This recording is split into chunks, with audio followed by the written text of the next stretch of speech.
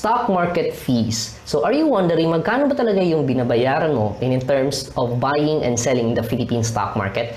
Have you heard the concept na tinatawag na 8K rule? Okay, wherein if you follow this rule, you'll be able to minimize yung mga fees mo in terms of investing in the stock market. Okay, so that is exactly what we're gonna be talking about here in this video. Tapos, I'm also gonna show you yung Google Sheet na calculator na ginawa ko para ma-estimate mo yung fees na kailangan mong bayaran when it comes to investing in the stock market. So, tapos, pwede mo to siyang ma-download ng libre. So, yeah, make sure you check this video out.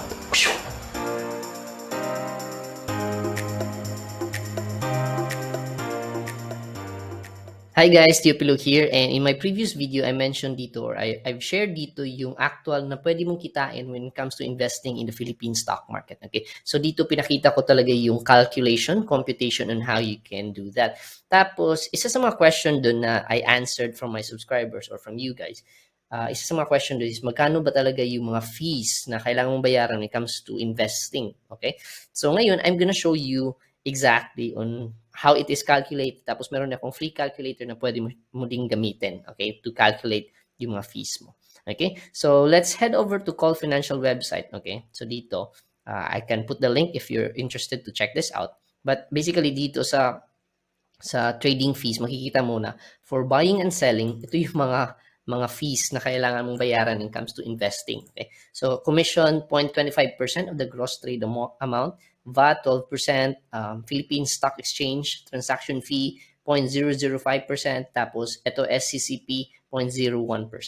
Tapos, sales tax naman if you're gonna be selling. So, for buying and selling, ito yung like base fees.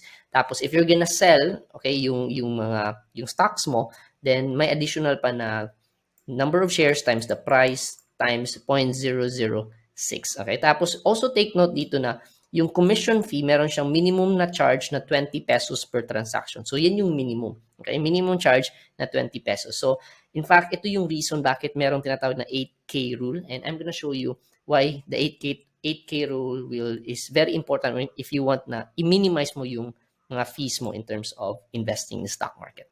Okay? So, now, I'm gonna show you yung actual example of yung mga fees when it comes to buying and selling in the Philippine stock market. Okay? So, sa video ito, I've actually shared a step-by-step guide on how you can buy a stock or a REIT, okay, in the Philippine stock market using Call Financial. So, if you haven't checked this out or if you're interested to learn a step-by-step guide, so I'll put a link top right of this video. You can check that out. Okay. So, dito, I've shown you the steps pero hindi ko talaga in-explain yung mga fees involved when it comes to investing. Okay. So, let me show you a screenshot from this tutorial. Okay. Tapos, I'm gonna show you yung mga fees nito. Okay. So, this is the one. Yung demonstration ko, tapos yung fees involved. Okay, so I actually in that video I actually bought RCR or Robinson's Land Commercial REIT. So this is just for demonstration. Okay, so yung binili ko lang is minimum lang talaga. Okay, minimum lang yung binili ko. And makikita mo na I actually bought this at market price which is 8.62. Pero yung average price ko is nag-increase, di ba? 8.84. So, ito yung price na supposedly I'm buying, but this is the price that I bought it with. Ito yung minimum number of shares na nakuha ko, okay? Or I bought. Tapos, ito yung value, 834, di ba? So, when you look at it, 100 shares to times 8.62, this should be 862 sana, di ba? Pero bakit yung market value is 834 na lang? And I lost 50 pesos, which is equivalent to 5.68%. So makikita mo, I bought it, tapos nalugi ako kaagad. Okay, nalugi kaagad ako.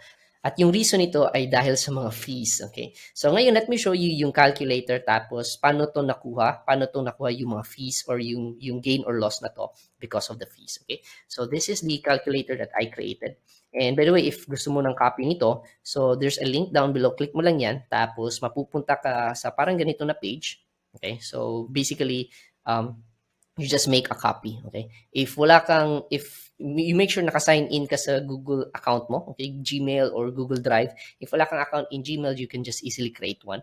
Tapos click mo lang to, tapos you make a copy so you can edit and yun, meron kang copy ng calculator na to. Okay, so this is the calculator. So let me just move my face. Okay, so Yeah. So dito yung calculator. So yung price per share when I bought the stock is 8.62. So makikita natin dito 8.62 yung pagbili ko. Okay?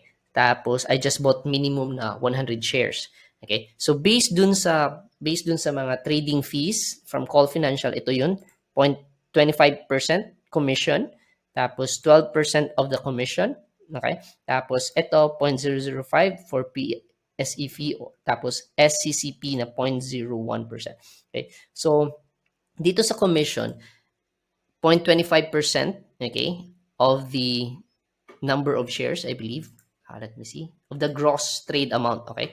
Gross trade amount. So, basically, ito times nito, okay? Ito yung gross amount, okay? So 0.25%, ito 'yon. So 2.11 2.155, okay? 2.15. So 2 pesos lang sana. But dito sabi ni Call Financial na meron siyang minimum charge na 20 peso per transaction.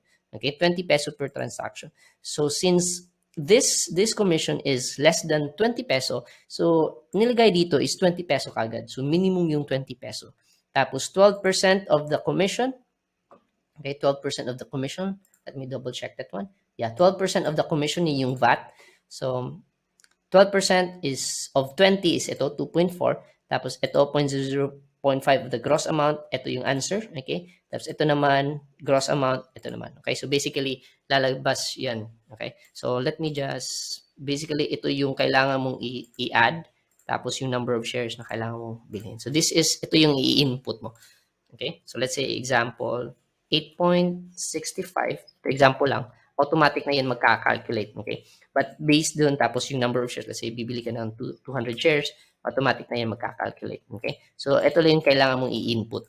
So balik tayo, 8.62, tapos 100 shares lang yung binili ko. So makikita mo yung gross amount is 862 sana, but yung total na kailangan mong i-invest is 884.53. So in total, yung fees na kailangan mong bayaran is 2.61%. 2.61% when it comes to buying. Okay, when it comes to buying. So ngayon, magkano naman if you want to sell it? Okay, magkano naman if you want to sell it? Tapos dito naman sa lower part, ito naman yung mga fees when it comes to selling. So ito buying, okay? So meron mga fees.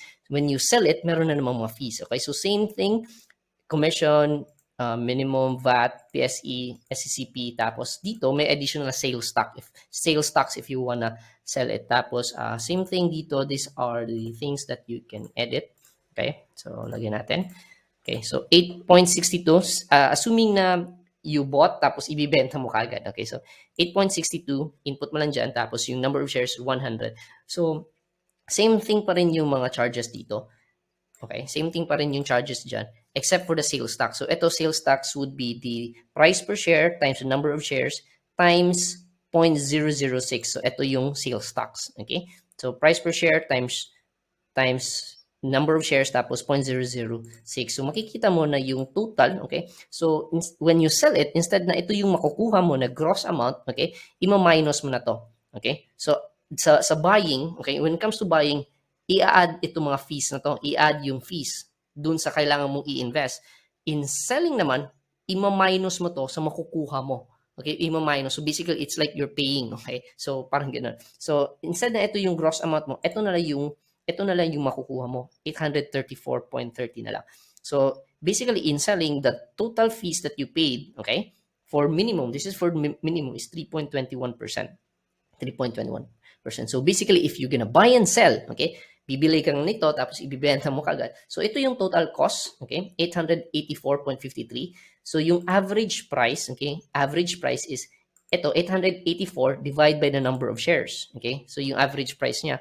So I bought it at 8.62 pero yung average price ko is 8.84, okay? So yan yun, nakikita na natin dito, di ba?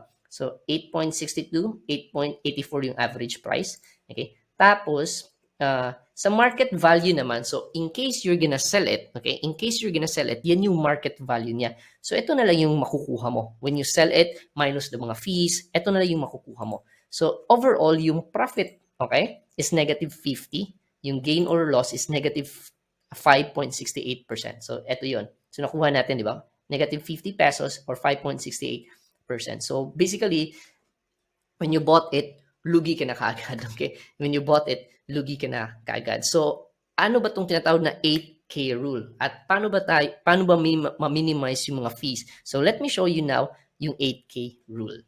Ngayon, for the 8K rule, okay, so it basically means if kaya mo mag-invest ng 8K per transaction, okay, if you're gonna buy and sell, yung minimum required, or not necessarily minimum, but yung ideal required is 8,000 pesos. 8,000 pesos. So let me show you why. So ganito, if makikita mo, if minimum lang yung bibilhin mo, so as of this example, like RCR at 8.62, yung minimum number of shares is 100, diba? Tapos yung kailangan mong investment is 800 peso. Okay, 100 shares, 800 peso. So let's say for example, bibili ka ng 200 shares. Okay, makikita mo yung fees, nag-reduce na siya. Okay, nag-reduce na yung fees. Okay, 1.31% na lang. Pero if you also notice, yung commission is 4 peso sana. Okay, pero minimum pa rin na nilagay na lang na commission is 20 peso kasi yun yung minimum eh. Okay, so again, 100, notice this one ha. 100 is 2.61%. Okay, yung commission is still 20 pesos. Okay, tapos, if you increase to 200, again, notice this one, 1.31% na lang yung fees mo. Okay? 20 pesos pa rin yung nakalagay sa commission. The rest are also automatically computed. If you go to 300 pesos, 300 shares, or basically around 2,500 na investment, the commission is still 20 pesos, di ba? Tapos yung fees, notice, it's 0.88% na lang. So, it's reducing na. Nare-reduce na siya yung percentage. Tapos, if you go to 400 shares, okay, so it's still reducing. 500 shares and 600, makikita mo na reducing talaga siya. Okay, so 0.39 na lang until such time, 800 shares. So, gross amount, almost 8,000 na, di ba? Okay, tapos lagay natin 900. So, basically, this is 7,000 yung investment. Okay, so gross amount, 7,000 na investment. Makikita mo yung fees now is 0.3%. Okay, mas konti na. Okay? Tapos, if you notice din dito, yung commission is 19 peso, pero they still charge you 20 peso. Okay? But once you go like 1,000 shares, this is like 8,000 na. Makikita mo yung fees mo is 0.29%. Okay? 0.29%. And you notice na na-commission is 0.21 peso na dito. Dito, nag-change na siya. Okay? Nag-change na siya. It's minimum 20 peso. Okay? They're gonna charge you minimum 20 peso or this is 0.25% of the gross amount. So nakikita mo na nag-change na siya. So in terms of percentage, 0.21, 0.29% na siya. Okay? Again, balikan natin. If we go 900 lang, okay? Mas maliit yung commission, okay? But they still charge you 20 peso. Alright? Tapos, look at the fees, 0.30%. If you go 800, going down, it's still high, di ba? But if you go beyond, let's say gusto mo mag-invest na 1,100 shares. Okay, so 9,000 na yung investment mo. Makikita mo yung fees is still 0.3%. Okay, let's say you're gonna invest 2,000 shares. Makikita mo yung fees is 0.29% pa din. Okay, so hindi na siya gumagalaw. That's why yung minimum, okay, or yung ideal, okay, 3,000 shares. This is like 25,000 peso na investment. 0.3% pa din yung fees in terms of percentages. So, balikan natin yung 1,000 shares. This is the point. Okay, this is the point wherein doon na nagsta-stop yung percentage when it comes to buying shares. Now let's look at naman if you're gonna be selling. Okay, let's now look at if you're gonna be selling. So sa selling naman, it's the same thing. Basically, like if you go minimum lang, 3.21%. So, malaki, di ba? So, let's say you increase, okay? So, yung fees has drastically reduced to 1.91%. Let's go to 500 shares, okay? So, you're selling worth 4,000 pesos lang. So, 1.1%. Now, let's go to the 8K, okay? 8K na selling. So, you're buying and selling at 8,000. So, makikita mo yung fees is 0.89%, okay? So, even if you increase, like, no matter how many shares you're gonna sell, okay, it stays dito na percentages na. Hindi na siya gumagalaw. Okay? So, same thing with the buying. Ganun din yung sa selling. Okay? Tapos, if we do 8,000, if we invested 8,000, makikita naman natin dito sa actual din. Okay? So, when it comes to the total cost, so, 8.64 na yung average price natin. So, ang layo kanina, di ba, like 8.8 something. diba? So 8.62 yung price but the average cost konti na lang. Tapos yung profit natin negative 100. Tapos in terms of percentage, konti na lang negative 9%, 1.19% na lang. Okay? So if you invest minimum of 8,000. So yan yung ideal. So basically, when you go minimum or below 8,000, you can still invest naman. Pero malulugi ka lang when you do buy and sell. Okay? So the 8K rule, this is actually created sa mga traders wherein nagba-buy and sell sila. So they buy the stock tapos ibibenta nila kagad. But if you're just gonna buy and tapos if you're like me, dividend investing, okay? So if you're interested about dividend investing, again, there's a link. You can check it out. And just like me, buy ka lang tapos hindi mo ibibenta tapos kukunin mo lang yung dividends, then pwede naman hindi mo i-follow yung 8K rule, okay? But then again, yan yung ideal. If kaya mo mag-invest ng 8,000, mas maganda para you pay less in fees, okay? So I hope you find this video helpful, and if you want a copy of this calculator, there's a link. Tapos click mo lang yan, tapos make a copy para you can edit, you can play with this calculator. Ito lang yung kailangan mong galawin, okay? Let's say you're gonna check a different stock like 50 pesos per share, automatic na yan magka-calculate for you. Okay? So, yeah, that's it.